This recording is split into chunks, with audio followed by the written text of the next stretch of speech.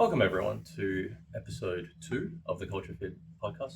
Today, we're talking about tips and tricks to save on essentials. So, if you're an international student and you're thinking, look, there's too many choices, there's too many different ways to do everything, and how do I know whether we're saving the most money or not? Well, we have your Aussie uncles here who are going to tell you the best ways to save money as much as you can.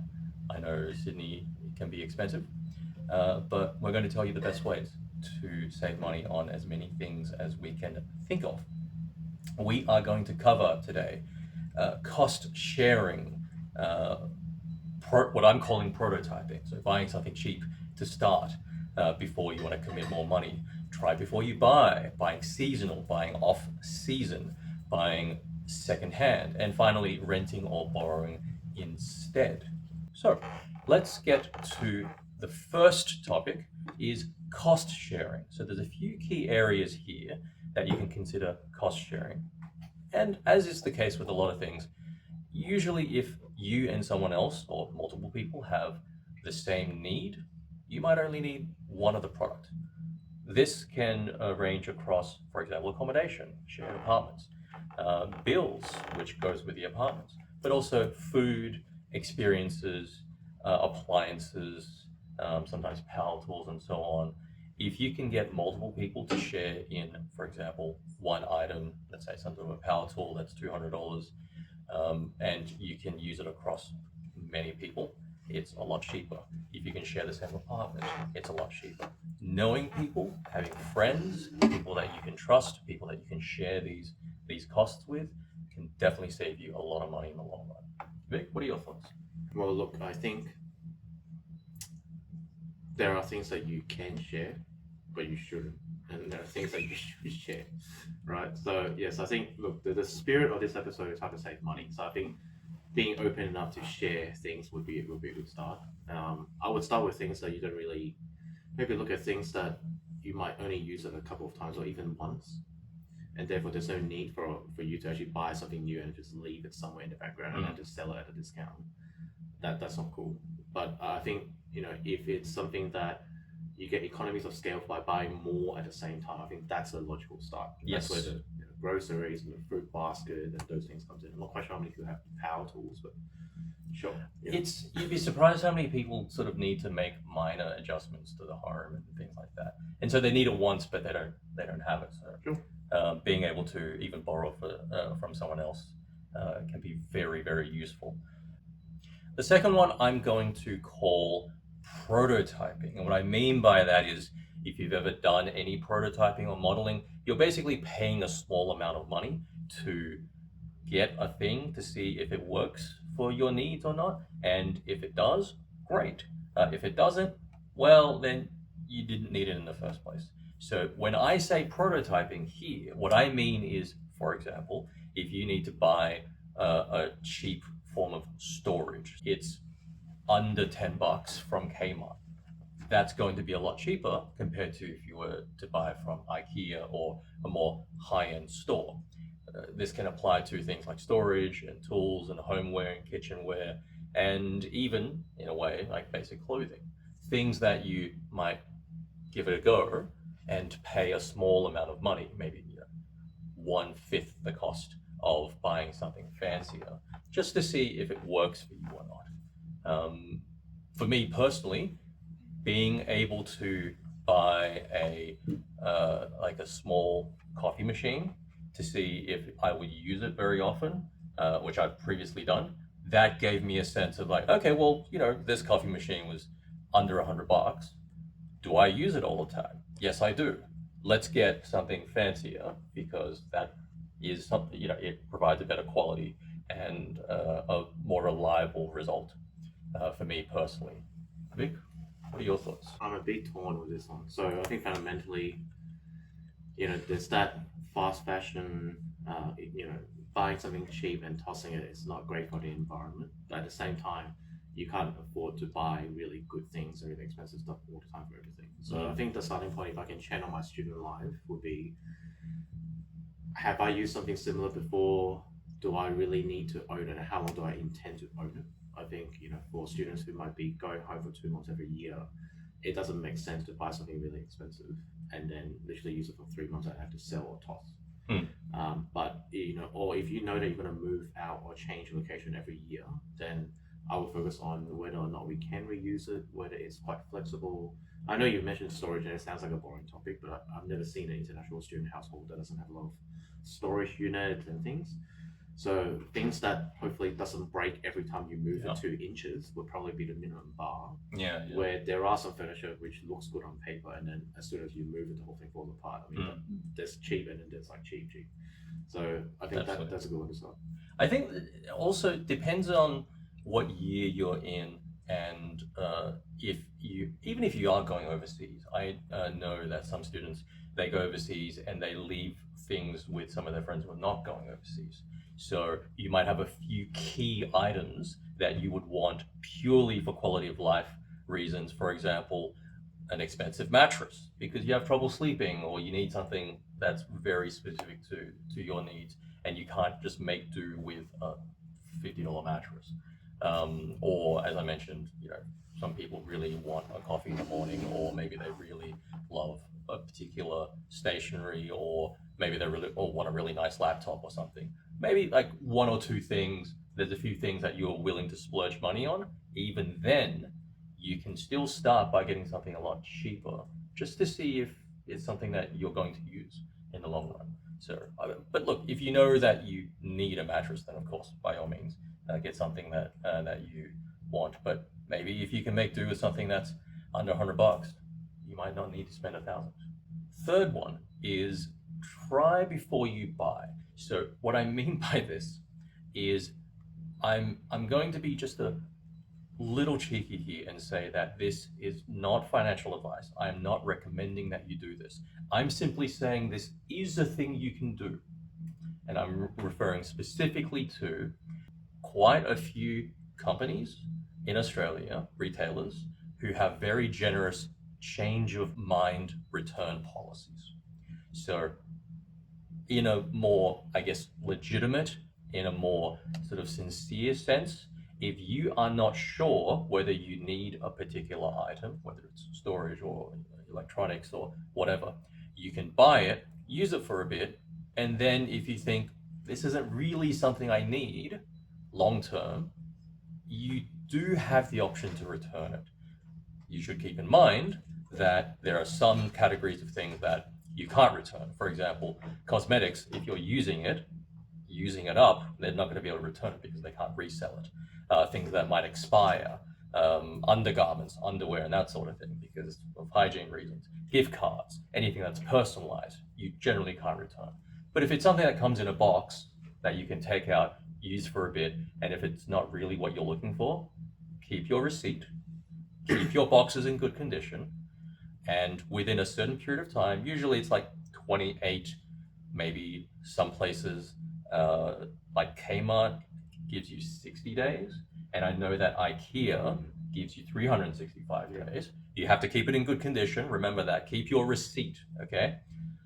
You can just use it for a bit and return it. Yeah, I don't think it's anywhere near illegitimate. I mean, sure, I've heard of stories of people literally buying a piece of clothing, use it with a tag on it, and return it. I think it's Australia. I mean, there are quite strong consumer rights. I've definitely heard of the stories where someone bought something and it didn't quite fit, and because of the awkwardness of having to go back or being a bit shy, you make it work, but it's actually not something that you really need or suit the kind of the purpose of the whole thing. Yeah. Other than keeping a receipt, I would say a lot of stores don't accept returns if you don't keep the original packaging. Yes. So when you open it, try to imagine you are the seller and go, what do I need to resell this? And if you don't give me that back, I can't resell it anything else like that. Yeah. On the change of mind, I think that's only offered for goods of a certain value. If anything, that might be closer to the other thing about the previous topic about prototyping. Although I've never used that word for this. So in regards to, I guess, more expensive goods, the change of mind policy is usually for like more expensive goods, which is probably the opposite of the last topic around prototyping. Yeah. If you intend to, let's say, buy a nice coffee machine, whatever nice means to you, the change of mind policy is actually quite frequently used here. Again, same thing, receipts, packaging, and as long as you have a valid reason of why you're returning it and you're not abusing it frequently, I think most retailers are perfectly fine with them. Yeah. Again, we're not really condoning the let's use it and then just before you go home, you change your mind thing. But I think it goes both ways, right? It's there to protect consumers. It lets you kind of give something a go, especially if something that's quite expensive. And then if you have valid reason of why you change your mind, then change your mind. Let's suppose theoretically, I have hypothetically heard stories about people who are definitely not Your me, friend. Yeah. from my friends and family.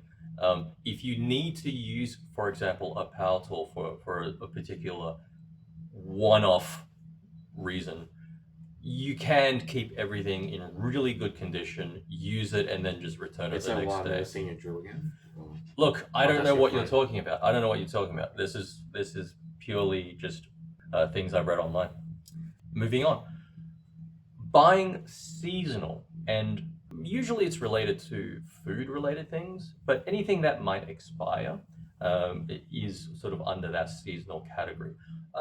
I suppose you can also include experiences as well, but in that case, it's much more the demand is there, but the supply remains roughly the same. For example, going overseas, or there's a huge festival at a particular place, that sort of thing.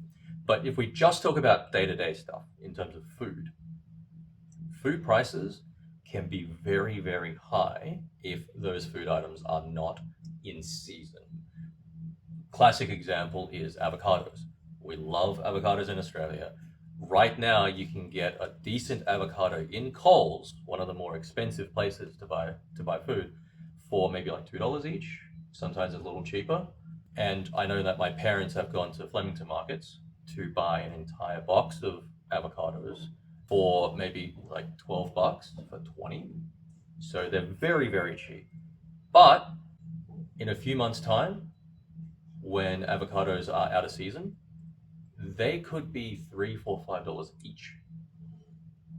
Have you had any experiences with sticker shock? I'm not a farmer, but I mean, it's pretty obvious what's in season and what's not. You just look at the specials at different supermarket. Mhm. So I think what I'm hearing is try to kind of eat with the seasons. You know, if something's on special, it's probably because of a surplus in supply, and that would definitely help kind of reduce your grocery bills to say the least. Something tagging on that, when I first kind of read about the topic seasonal, I interpret it as buying things off season. So for the non-perishables, so for fruits, obviously you can't keep it for 6 months. Yeah. But for clothing and whatnot, especially, like it's actually quite accepted that people buy winter clothes in summer and summer clothes in winter. Yeah. Because the shops have to kind of get rid of stock anyway, and it's not like winter's not going to come back. Yeah, yeah. Right. It's more you have to place a store. So anyway, look, that's something that keep in mind about seasonal things. Yeah, so just I suppose to combine those two, it really helps if you can be a bit more adaptable in terms of your diet. You may want to consider, well, in this time of the year, you're not going to get as many, I don't know, sweet potatoes. You're not going to get as many lemons or something like that. There are usually similar equivalents that you can replace it with, and that you can try out if you haven't. I reckon. I mean, there must be someone who's done this, but it might be useful for the students to share when is what in season in Australia, because I actually find it really weird. It's completely different from Asia Pacific, Yes, where because we're in the southern hemisphere. yeah, and also we tend to grow a variety of things. So something that might be off season in my home country is in season all year round. Yeah. There's only a little change between, so it's like the evergreen stuff. Anyway, that could be useful. We'll think about how do we share that information. Absolutely. And also, in terms of off season besides clothing, I think there's also something to consider, that is traveling. There are periods of time when you go to like the major cities like Sydney and Melbourne where it tends to be busier, right? I know with Melbourne you have a lot of like sporting events in different times of the year, especially like summer and winter sports and things like that.